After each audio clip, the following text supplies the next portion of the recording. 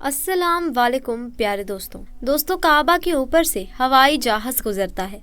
हवाई जहाज आमतौर पर 45 फुट यानी 10,648 किलोमीटर की ऊंचाई पर उड़ते हैं।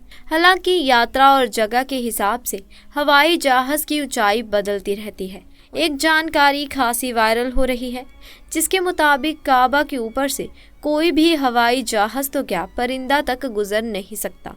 इस दावे के साथ सोशल मीडिया पर कई तरह की पोस्ट वायरल हो रही हैं।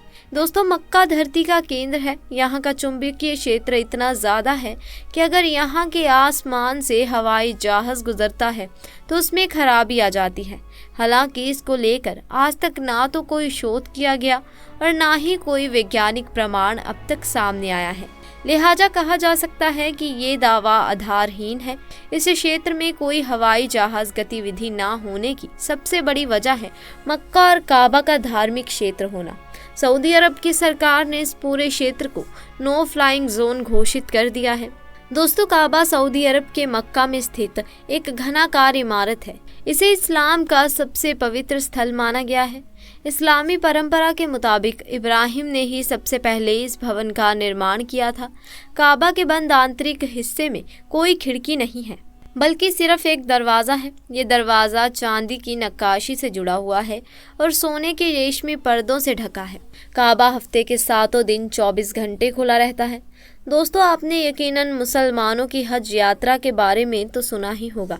ये यात्रा सऊदी अरब के मक्का में मुसलमानों द्वारा साल में एक बार ज़रूर की जाती है क्योंकि ये इस्लाम की 5 बुनियादों का एक अहम हिस्सा है।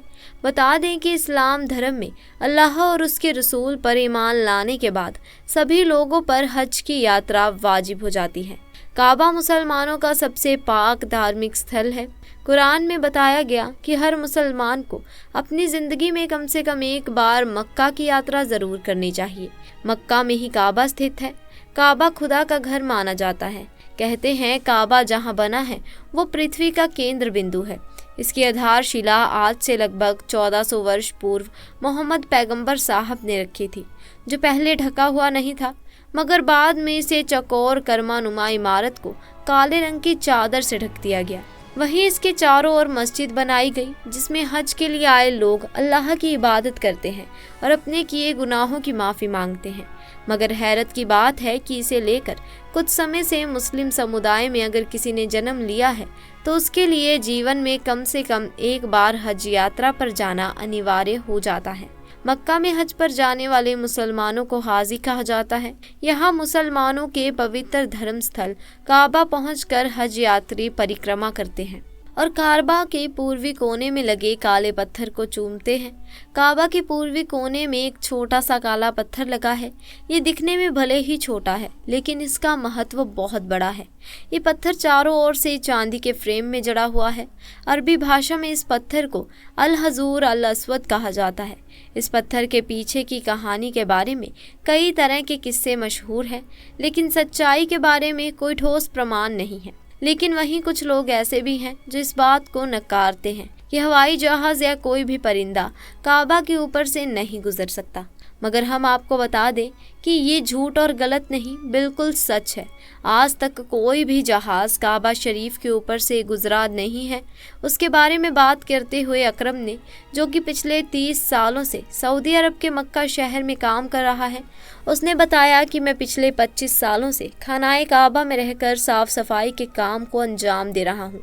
मैंने आज तक किसी भी जहाज़ को काबा के ऊपर से गुजरते हुए नहीं देखा और ना ही मैंने आज तक किसी परिंदे को काबा के ऊपर से गुजरते हुए देखा। अकरम आगे बताते हैं कि एक बार शाम के वक्त गलती से एक जहाज़ काबा शरीफ की तरफ आ गया मगर हमने देखा कि जैसे ही वो जहाज़ काबा शरीफ के करीब पहुंचा तो उसकी डायरेक्शन कुदरती तौर पर अपने आप ही वहां से धकेल दी गई, यानी कि वो कुदरती तौर पर ही वहां से हट गया। दोस्तों, अब आपको बताते हैं कि आखिर ऐसा क्या होता है।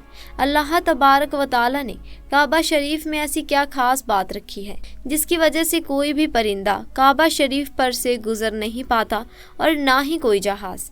अल्लाह ने अपने काबा में ऐसी क्या कुदरत रखी है जिसकी वजह से काबा के ऊपर से गुजरने वाला जहाज़ हो या परिंदा, उसको या तो कुदरती तौर पर वहाँ से धकेल दिया जाता है, या फिर वो जलकर खाक हो जाता है, या फिर वो काबा शरीफ की लाइन से अपने आप ही दूर हो जाता है।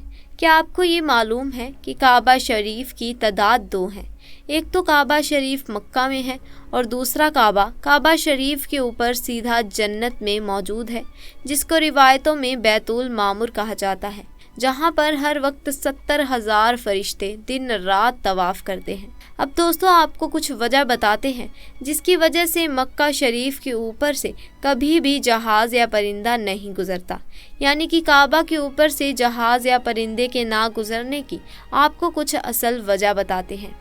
दोस्तों इसकी सबसे पहली वजह ये है कि जिन इलाकों में ऑयल रिफाइनरीज़ मौजूद होती हैं वहाँ पर कोई भी फ़्लाइट या हवाई जहाज़ को गुजरने की इजाज़त नहीं मिल पाती, क्योंकि ऐसी जगह पर अगर कभी कोई हवाई जहाज़ गिर जाए तो फिर आप सोचिए कि वहाँ कितना बड़ा और कितना खौफनाक हादसा हो सकता है और कितनी ज़्यादा जान माल का नुकसान हो सकता है।